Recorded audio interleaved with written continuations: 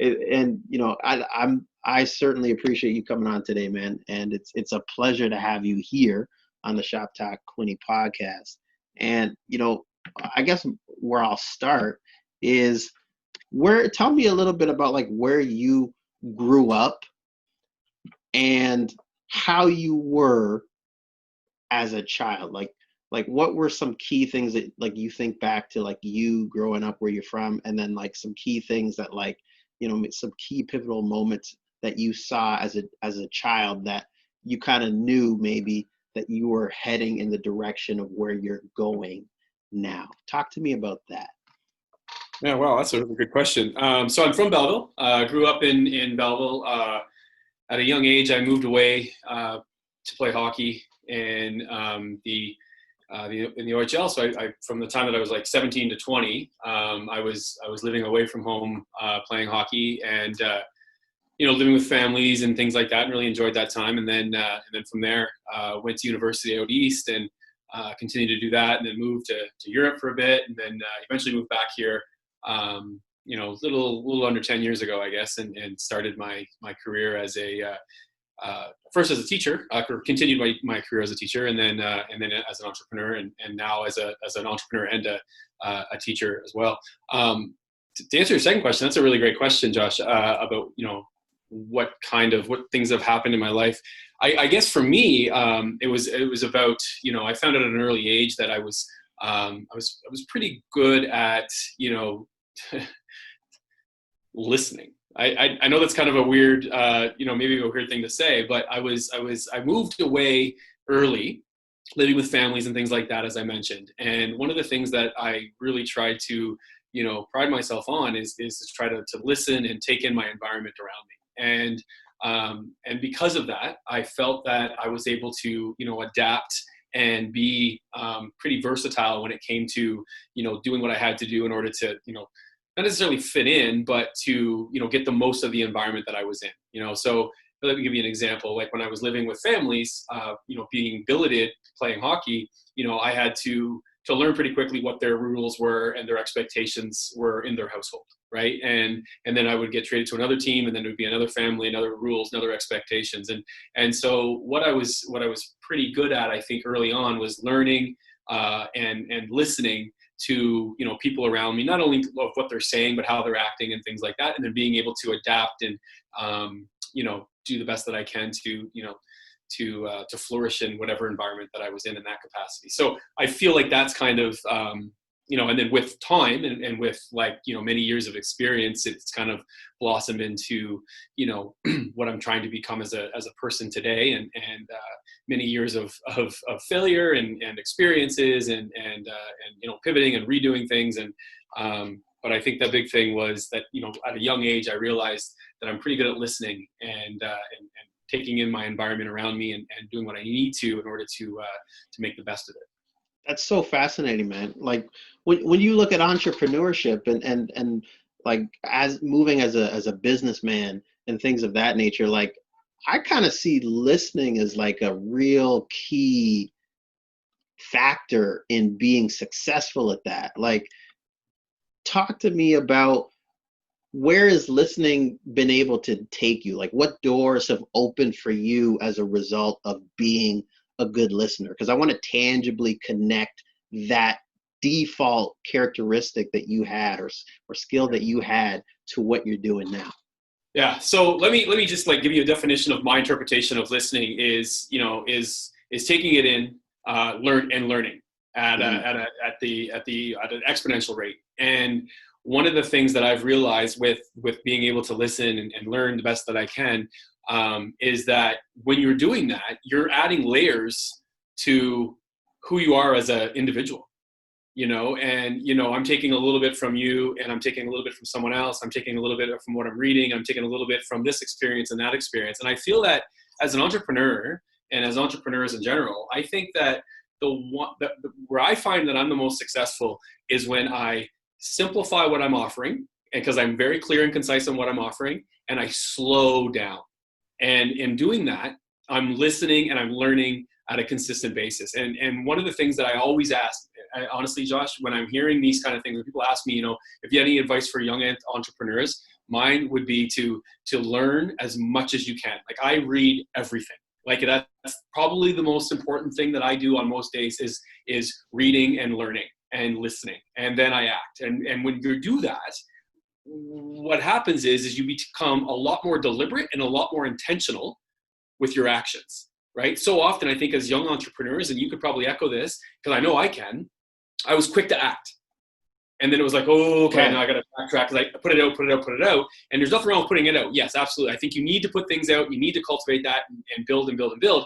But I think that we're very, very, especially in today's society, we're very, very quick to act. And where I found the most success for my life in the businesses that I run as an entrepreneur and beyond is I listen, I take it in, I learn, I reflect, and then I become very intentional with my offerings and with the services that I try to provide and what my company tries to provide. And I think in doing that, taking a breath, well, what's the difference between putting a post out now or putting a post out, an hour and a half from now, because you've learned how you're going to do it. You're going to craft it the way that you want to do it. It's still acting quick, but the reality of it is that it doesn't have to be haste. Right. And I feel like if we can kind of slow things down a little bit and be very clear and concise on the direction you're heading and your offerings, and you learn from your environment and you're reading things and listening the best that you can.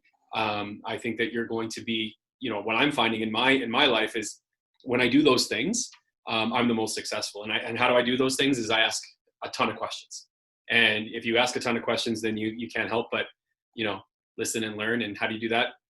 Close your mouth, be quiet, and for those around me that, they're like, well, you talk all the time. Yeah, but I'm also silent a lot. I talk when spoken to and when I'm asked to, for sure, but I also try to just take it in, try to learn from young people like yourself, other people as well, older people with experience, like all that kind of stuff, try to take it as much in as I possibly can. And learning and listening for me has been a game changer. And once I realized that, it didn't happen right away. Once I realized that, I found that my business has started to do better. Now, I will say I've made mistakes. Like, even with COVID happening, I was very, very quick to get some services out and they haven't done well. And the reason being is because if I'm looking back on it and reflecting on it, which I try to do on a daily basis, is I didn't listen and I didn't learn what I needed to in order to put it out intentionally. And on the other side of the business, when I spent the time listening and learning and putting it out deliberately and intentionally, my services and products, that side is doing well, right? So it's interesting, like, I'm still learning and I'm still trying to figure it all out. But I think that's the way the game works. You know what I mean? I think it's always going to be like that. No one's going to have it perfectly figured out. And I think even the most successful entrepreneurs in the world are going to say the same thing. Yeah. I certainly appreciate that. And I love what you said about, like, because it's true, like, young entrepreneurs, like, you want to act, like, action is kind of like, that's kind of how you're thrown into things. And you really want to just get it done and conquer the world. But really what we need to do sometimes is take a step back and look at the situation, reflect before reaction.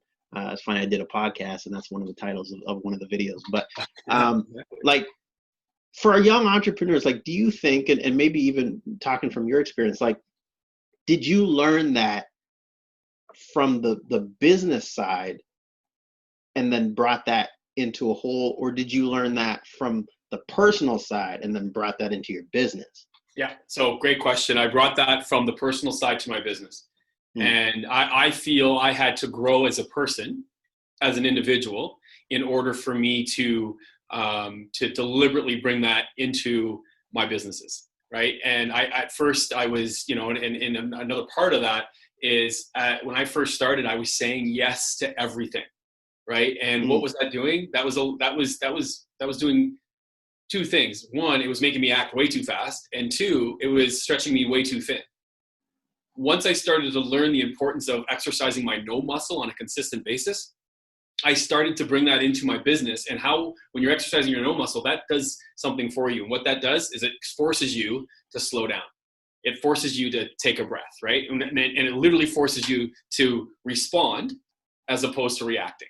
And every single thing that I get, like every request that comes across my metaphorical guest or my metaphorical desk, I respond to after looking at it, reflecting, taking a breath, and then coming back to it. I mean, even our correspondence back and forth, Josh, it was, we connected a few times on social media. I really loved your stuff. You liked what I was doing, hey, let's connect. Right. And then it was a couple of days before we could, get the right date and things like that. It was because I wanted to make sure that where I am, I actually am, you know what I mean? And Yeah. I've got cleared off for as much time as you need type stuff. So I feel for me, I need to learn that personally. And I need to learn that in myself personally before I was able to, relay that to my team, relay that to my businesses, and be able to make those decisions personally so that I could make those decisions on the business side of things professionally. I love that. And what I'm hearing too, Nick, and is like you really understand how you process things. Therefore, it gives you the ability to really take information, review it, and then be able to come up with intentional action items. That really brings me to like a conversation around self-awareness. And I think a lot of people talk about self-awareness, but it's like, but how do you actually obtain that? Like, how do you actually get to know yourself and how you tick?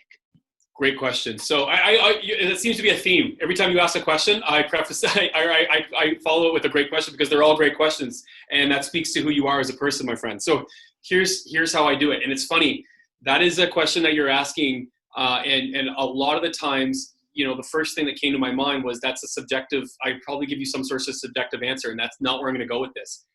I learned how to become who I was and learn what makes me tick and all through that by exercising my emotional intelligent muscle every single day. And here's what I mean. I realized, and we all know, and I'm sure that there's the IQ, the EQ, the adaptability quotient, the emotional intelligence quotient, the intelligent quotient. And one of the things that I realized that I can control is I can really focus on my emotional intelligence. And so about a year and a half ago, I tried to do as much reading as I could on emotional intelligence. And then what I did was I looked at the 4 different quadrants of emotional intelligence. And I should have them memorized, but I don't, so don't ask. But the 4 quadrants of emotional intelligence. And I wrote about 30 questions, between 15 and 30 questions for every quadrant, right?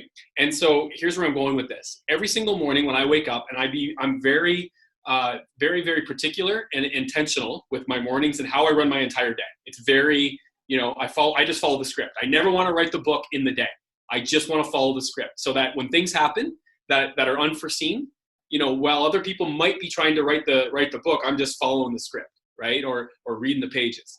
And we can't always prepare for everything. I mean, I'm not going to sit here and say, yeah, I knew that COVID was happening. No, there were signs for sure, but nothing that we came down the pipeline in the newsreel was going to prepare us for exactly what was happening. We made adjustments as an entrepreneur. You did, I did, we all did.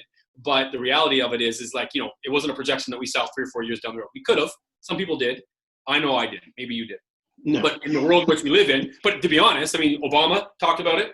Bill Gates talked about it. I mean, this is a world in which we live in where you can get from one side of the world to the other in a day.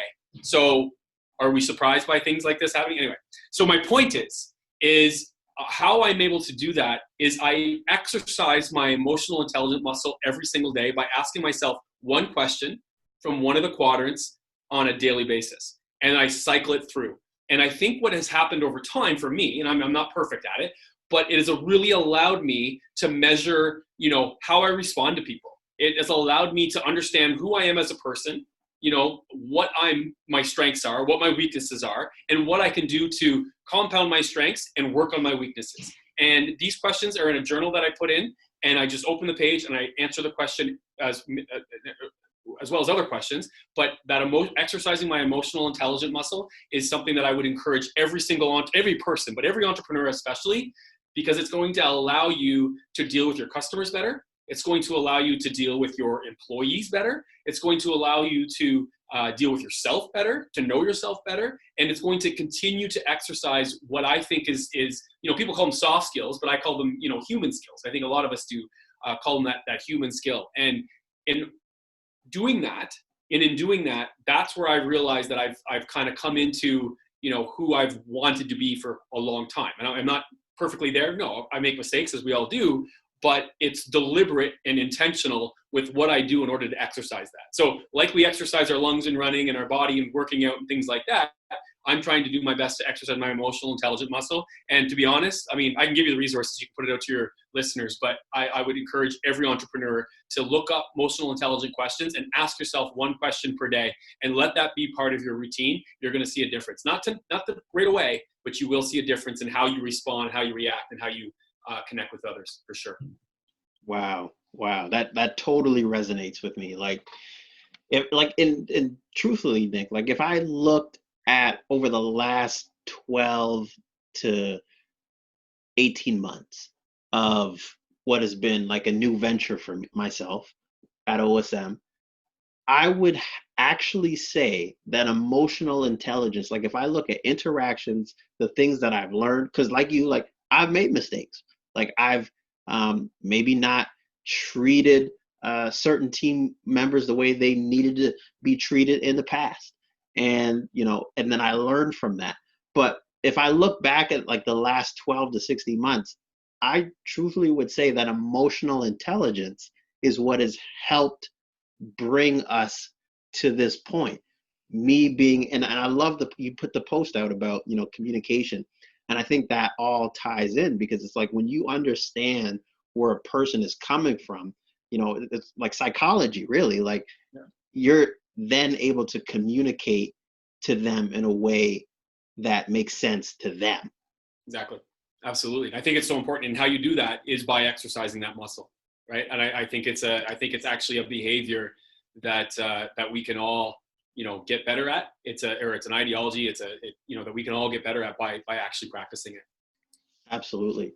You're such a forward thinker, and I like that you have like several different things. I think there's value that can be brought to our listeners talking about the importance of personal brand. Like obviously, like you have like We Be Us, you have Nick Foley, things of that nature. Like what to you stands out when we talk about continuity and diversifying, for entrepreneurs? What really stands out to you from the perspective of, building that personal brand alongside what you're doing maybe as a business, and maybe your personal brand, there's a business within that, but why do you think that that's important? Why do you do it? Well, I think that if I understand the question, so I think for me, I think one of the things that I find and what I'm reading, what I'm seeing is that the people out there that are getting the most, for their brands personally or for the brands that they've started are showing up in different capacities. And here they are. They're showing up consistently. And I teach public relations and event management at Loyalist College. And one of the things that I say to my students, I say lots of things to them. I'm sure they're tired of hearing it, but I say this to them all the time: is you need to show up consistently in whatever capacity it is that you're working at, right? So if you're working at your normal brand, or sorry, not your personal brand, if you're showing up like that, you need to do it consistently so that people can see that you're doing that, right? And if it's for a company, you need to continue. That's what you do so well, Josh, is you show up consistently, right? You have great content, but you show up on a consistent basis. You're always in my feed. Now, I understand how algorithms and things like that work. I click on a lot of your stuff. It's interesting. I'm doing a lot of learning, and it's great. And so I think that the people that are having the most, I don't know if the word success is so subjective, but the people that I'm looking at and that I'm seeing is they're showing up consistently. That's one. And they're doing that for their brand and their personal brand as well, but they're authentically themselves. And if you can marry the consistent approach with being authentically yourself on a daily basis, then I think you found the formula, right? I'll give you an example that a lot of people know: Gary Vaynerchuk, right? If you look at Gary V, as they call him, I think that he is one of the people. Did I lose you? No, I'm here. Oh, sorry. I lost your face here. Okay, so he's one of the people that shows up consistently on a consistent basis and is authentically himself, right? He talks about, helping other people, love and all that stuff. And it's conducive to the way he shows up all the time. And so my point in all this is, I think that if you can continue to show up for your brands, and you can continue to show up for yourself, your personal brand, authentically yourself and consistently, then you are going to be on that success formula for yourself. And the one thing I will say to that is, if you can find a way, and this is a little difficult. I mean, as I get older, it gets easier. And I think that with experience, it gets easier. But if you can be unapologetically yourself, that's the formula, right? And I honestly believe that. So be who you are and allow that to come out in how you live, and be unapologetic about who you are, and allow that to come out consistently and authentically in your approach with your social media, in your life, more importantly. Then I think you found the formula that will bleed in from your personal into your business. And I feel like for We Be Us, which stands for we as a community can be stronger if all of us work together, there's parallels in what I do personally with how I show up for people in my life, right? With the new brand that I started, the Life of Cadence, which is all about efficiency and getting the most out of your days and getting the most out of your years and things like that. So it kind of marries each other in the sense that it's, authentically myself, I'm showing up consistently, and I'm being unapologetic about it. I think if you can find those kind of points, then you're going to find a formula that's successful for you. And I mean, it's different for every person. I'm guessing as far as the success goes, because that's subjective. But for me, I feel like I'm finding a good cadence by doing that, and I've learned that through experience. There's so much to unwrap there. Like when you talk about like being unapologetically yourself, like that statement within itself to me is like, and I'll speak for myself, like I'm on a journey towards that. Like every day I'm learning something new about myself. Every day I'm like, I'm listening to podcasts, I'm consuming content that's adding value to my life and helping me unpack, who I am. And when you talk about like being unapologetically yourself, and like certainly that speaks to personal brand, like how does one come to accept who they truly are?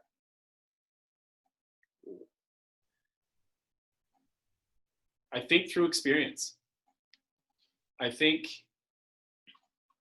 we're always, and I think you just said it perfectly, we're a work in progress. I think that we will, always be thriving to become someone more, maybe. And it might be for yourself. I feel like your values need to be, somewhat intrinsic. But I also feel like, how do you become who you want to be? Or I think it's done through experience. I think it's done through, you touched upon at the beginning of our interview, where maybe you didn't treat people the right way for a while. You've learned from that, right? I'm the same way, my man. Like I didn't try. I know I did. I know I've made mistakes in my life, but through experience, those experiences, through podcasts, through learning, through working on myself, I think that we eventually come into who we want to be, or who we truly are, by being in it, by being in the metaphorical trenches and sitting in the mud and doing the ugly work, rumbling with our staff in a way that we know, in a positive way, right? Brene Brown uses the term rumbling all the time. And it's in a getting constructive criticism and doing it, offering constructive criticism in a way that is meant to build people up to do the work, right? And I think it's taking all those things in and then finding your stride. I always think, in my opinion, I don't think we become who we truly are, because I feel like we're always going to be evolving, right? Like I think I've become the man that I want to be, but I also think 5 years from now, I want to be more experienced. I want to be more versed in entrepreneurship.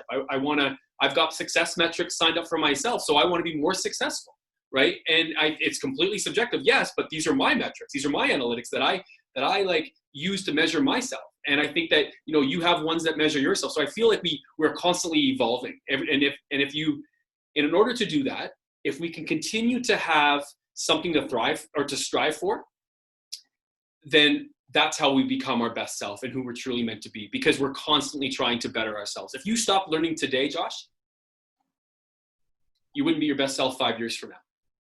right? If we stop today, but 100%. you've already mentioned it. Like you're constantly, and like, you know, and I mentioned it as well. Like I read everything. I listen to books, I read books, you know, podcasts, they're so important. Like these are the kind of things that I'm trying to do. I listen, I learn, I have experience, I sit in the mud, I reflect, I cry, you know, and all of this adds to who we are becoming as a person. And I think the word is always becoming, not who we are. It's becoming who we are, because we're never quite there, because we're always striving to be a little better. And not everybody is, and I get that. I'm not speaking, but I'm also, not everybody's listening to your podcast. We're not speaking to everybody in the world, right? You know what I mean? Right, We're speaking to right. a bunch of people that are in touch with like, hey, listen, yeah, you know what? That's not a bad ideology. Maybe it isn't for some, but I think that, you know, I'm happy who I've become, but I also know that if I'm the same person 5 years from now, then I missed a lot of opportunity for experience and a lot of opportunity for learning.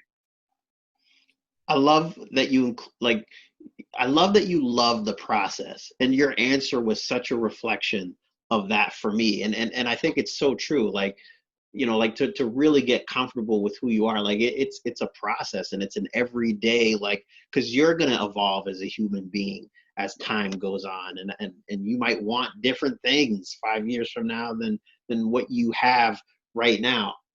Let me ask you a question. Entrepreneurship for you, like, what's the first word that comes to your mind when I say the word entrepreneurship, as it pertains to like what that means to you? If you were to use one word. Enthusiasm. I gotta be completely honest with you. And you said entrepreneurship, and you said, what's the first word that comes to your mind? I'm not gonna sugarcoat it, and I'm not gonna give you an answer that I think you may want to hear, your listeners want to hear. What enthusiasm? And here's why. I am enthusiastic about this stuff. I love it. And I will honestly say that if you're doing something in your existence, and I understand about, hey, paying bills, I get it. Like I've had to take jobs in order to pay bills so that I can work on my business, you know, and I'm sure that lots of people that are listening have done the same thing. But if you're going to be an entrepreneur, you have got to make sure you are 100% enthusiastic about what you're trying to convey.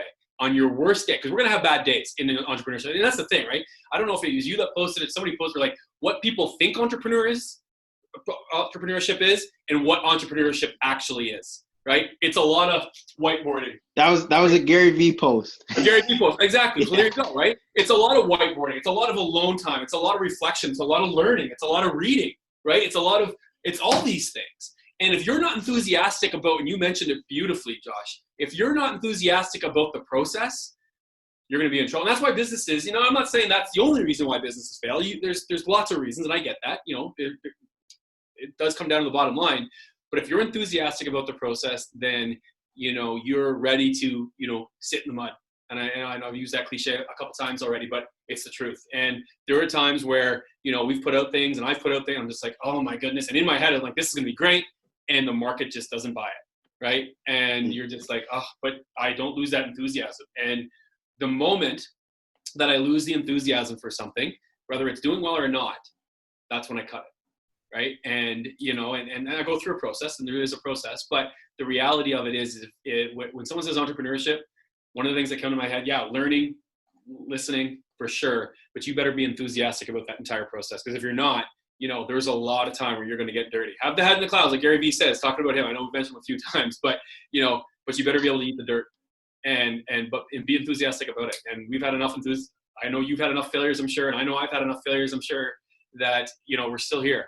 And I think the ones that last the longest when it comes to business or entrepreneurship is they're enthusiastically trying to learn. They're enthusiastically failing. They're enthusiastically succeeding. They're enthusiastically showing up, and they're not wavering. Bad days, yes, of course, we all have them. But at the end of the day, they've had more good than bad because they're enthusiastic about entrepreneurship. And if you have that, you know, and you're constantly trying to learn, I'm constantly trying to learn from, you know, the Peter Thiels of the world, right? And the Reid Hoffmans and the, you know, like, I know I just, for some reason I'm on a PayPal kick, but my point is that I'm trying to learn from, you know, people who have been there, right? There's lots of Canadian, Dan Martels, like, you know, like there's lots of people that you can learn from, and I enthusiastically try to do it. So when you say entrepreneurship, I say enthusiasm, and they go hand in hand. And I'll argue anybody that says they don't, because they have to. Love it. Love it. And I love the answers that I don't expect. You know, certainly speaks to who you are as a individual, and I love that, man. I'm so interested in your viewpoint on this. Like, and one thing, like, I tried not to, you know, put entrepreneurship on like a major pedestal. So in this next question, I'm so curious, like your viewpoint, like to you, and like entrepreneurship, was that like something that was like done out of necessity for you? Is entrepreneurship simply a vehicle towards something else? Like, how do you view entrepreneurship as it pertains to like what you're trying to accomplish? Is it like the thing, or is it a vehicle to something else? I think two answers to that. I think it was the thing, and it was all that I lived and dreamed of and was about, and did everything that I could to be a part of. And then it became both a vehicle and everything, right? And so here's what I mean. I teach full time at Loyalist College, like I mentioned, PR and event management, and I love that, right? Doesn't mean that I'm less of an entrepreneur. It just means that I really loved being that. I got that position because I was an entrepreneur and I was speaking and doing different things. And somebody saw that and said, "Hey, would you ever consider teaching?" I was like, "Well, I actually have a teaching degree and a background." One thing led to another. 5 years later, I'm now one of the full time in my department. So I will say that it's a bit of both. I wake up every day and I work on my businesses every single day. I don't think I'm any less of an entrepreneur because I also have a job doing teaching. In fact, I think I'm a better entrepreneur because now I'm making better decisions. It's allowing me to slow down. It's allowing me not to make decisions in haste, and it's allowing me to learn more and to act and serve. Entrepreneurship, when it comes to myself, Josh, has always been about service, and I do believe that the two go hand in hand. I think I pride myself on social entrepreneurship. Not my entire portfolio is on social entrepreneurship, but I would say a large percentage of it is. And so, to answer your question, I think it's twofold. I think that it's a means to an end for sure, and it's also what I live and dream and breathe. And I love being able to come up with creative ideas, and I love being able to come up with ideas that I've put on paper, that I've put as a service or as a product that people are actually buying. Right? There's nothing that makes me more, makes me happier, other than of course, my children and things like that. But that said, and I've got no bones about it, there is nothing that I've created as an entrepreneur. So Life of Cadence, Good Sport, We Be Us, my speaking career, our nonprofit Move for Inclusion. If it didn't serve me in some capacity, or the people around us in some capacity, my family, my daughter, my wife, my son, I'll tear it down in a heartbeat. Like, I will literally, if I start losing money, I'll just, done, gone, see ya. Like, I'm not married to anything other than my wife. I'm not married to anything other than my kids, right? So if WeBS stops making money, or is not serving people, and is not helping people, 20K sock day, things like that, and we do it and nobody wanted to be involved, it's gone, done, see ya. Would I reflect on it and be, upset? Sure. But I sure the hell would move on, because that's what entrepreneurship's about. And I would find something else to be enthusiastic about, right? So I think it's a means to an end. I do know, but I also think it's something that I live and dream and love and breathe. But I do know, and I'm sure you do too, that there are a lot of entrepreneurs out there that will hold on to what they've created come hell or high water because they created it. The only thing that I would hold on to for a hell of high water because I created it was my kids, right? Other than that, that's it. Like, that's why I'm an entrepreneur, because I have more time with them. And sometimes I do and sometimes I don't, but it allows me the freedom, at least, right? Allows us the freedom to have that income come in and be able to do things. Well, if it's not happening, it's cut. See ya. It was a good experience, but done. And I think once I started to put things in compartments like that and realize, like, I will do everything to make them work, but if it's not serving me and I'm not making me happy, if I'm losing, again, what we talked about, my enthusiasm, it's gone.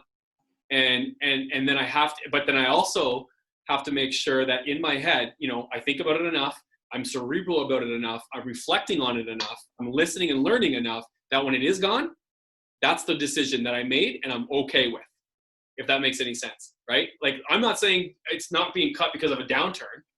We've had a couple down quarters this year. No kidding. Look at the environment. Does that mean I'm any less enthusiastic about it? No. I see projections. I see where we're going. I see the numbers trending.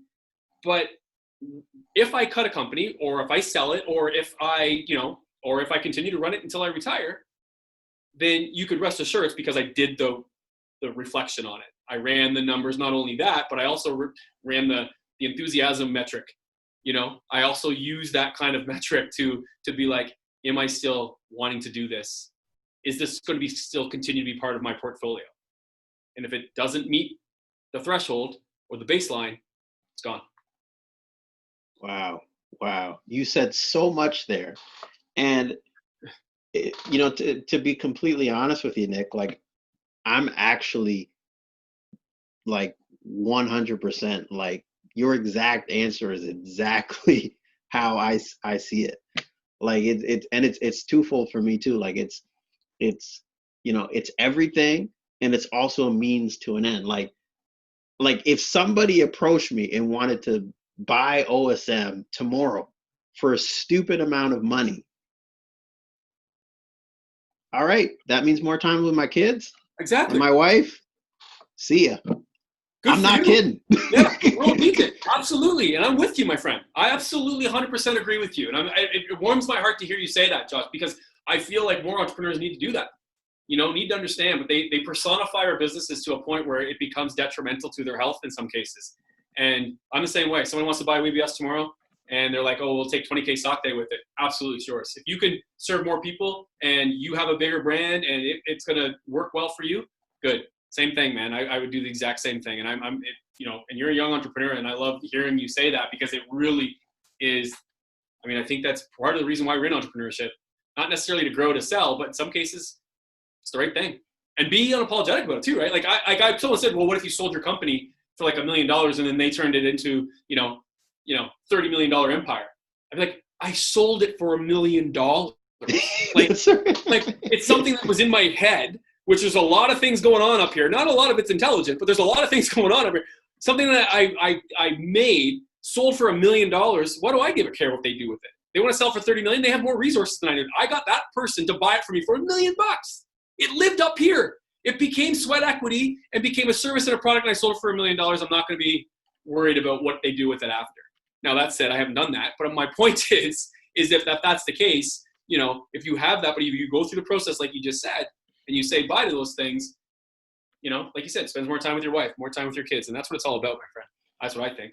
Man, it warms my heart to hear you say that. 100%, man. It's so crazy that you said that. Like, like what's up here and being able to sell it for $1 million. Like, I was literally listening to a podcast before coming on here, and like the guy was talking about like how like your mind is a business.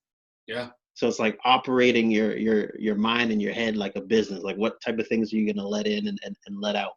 Yeah. I'll ask this last question. What is the key thing that you would say is your takeaway from a learning perspective from this pandemic to now? What's the biggest takeaway for you in your life? It's a great question. The biggest takeaway, what I learned the most is two things, I would say, and they go hand in hand. So I'll put it as one. Number one is be intentional with your approach. You do not have to you do not have to get, you don't have to be so fast and to be the first one out to do a service or to do a product in this kind of thing. Like, be intentional with whatever your approach is going to be. So slow things down.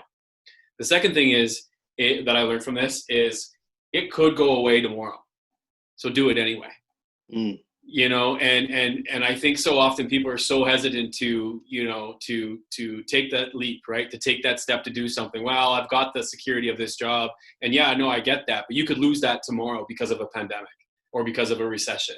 What this world has taught us is nothing really is recession proof, right? Like, you look at long-term care facilities, people are always going to say, they're like, well, that's recession proof. People are always getting old. People are always dying. They need that, they need assisted living, things like that. Then boom, a pandemic hits, respiratory pandemic hits, in which it is just devastating, the geriatric, community in our world.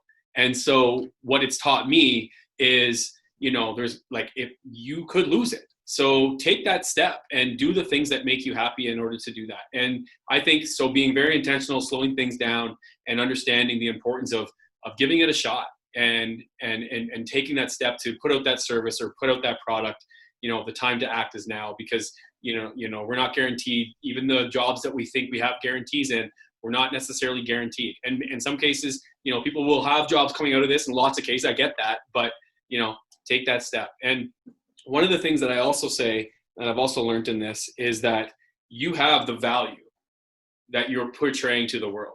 And I think so often people are hesitant because they're like, well, I'm really good at this, but I want to go somewhere else, but I don't have that. I don't offer that value. And for me, I'm just like, you know what? Like I did a lot of speaking in the youth market.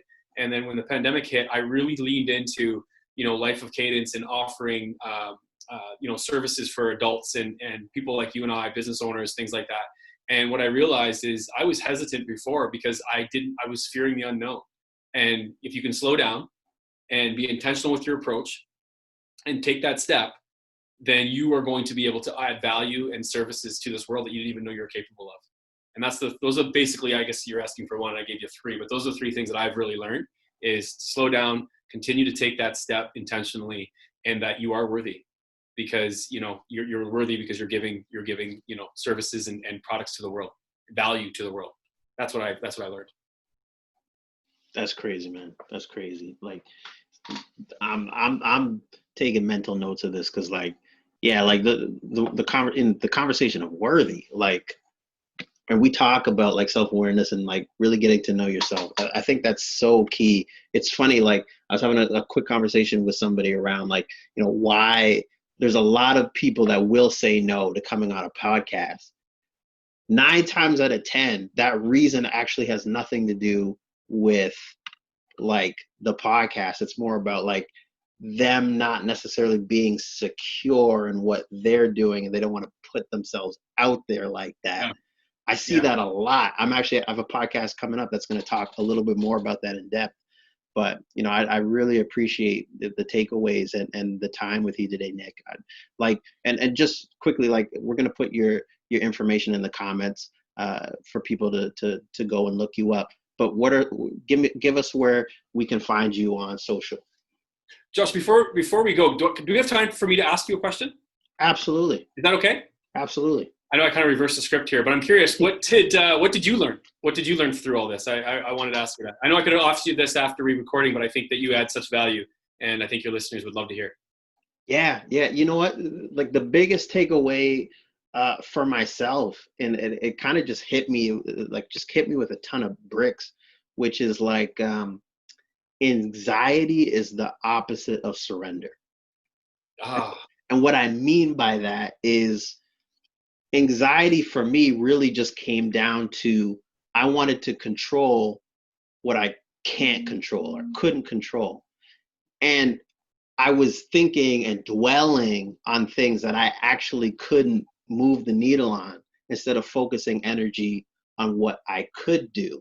Initially, when this whole thing kicked off, and it just hit me one day like a ton of bricks. It's like, man, like anxiety is the opposite of surrender. I had to surrender my fears, my worries, leave that over there and be like, this is what I can do, and actually get to a place where I became uncomfortably comfortable with not having control of the situation and being okay with that. Love it. That's so profound. I'm grateful for your answer and sharing that with your listeners and myself, man. Thank you. Thank you, man. Really, really appreciate the time, man. We'll keep this conversation going. Hope to see you again, and hopefully we'll see a clip coming up here in the next WeBS video. Yeah, for sure. Yeah, that's good. That's going to be, I'm not sure when this is going to be airing, but we're launching that on the 16th of November. So yeah, it'll be great. Thank you for being a part of it, my man. I know we didn't have the same shooting schedule, but I'm really grateful that you were there. So again, if you want your listeners to connect, if they want to connect, nick@nickfoley.ca, that's my email, and lifeofcadence.com is a program. There's actually, if you go to lifeofcadence.com, there's actually a free resource where it's a mini course, talks about exercising your no muscle, a marble metric on getting stuff done, and the last one is habit stacking. So 3 little things that I can add, hopefully value to your life. It's all free. Go to the course or to that website, and you'll see it there. And again, you can connect with me at socials Nick_Foley1 on Instagram, and I always reply. I think that's where you and I connected the first time, I think, right? It is. It is. Nick, thank you so much for the time, my friend. Appreciate you, brother. Pleasure's mine, my man. Thank you.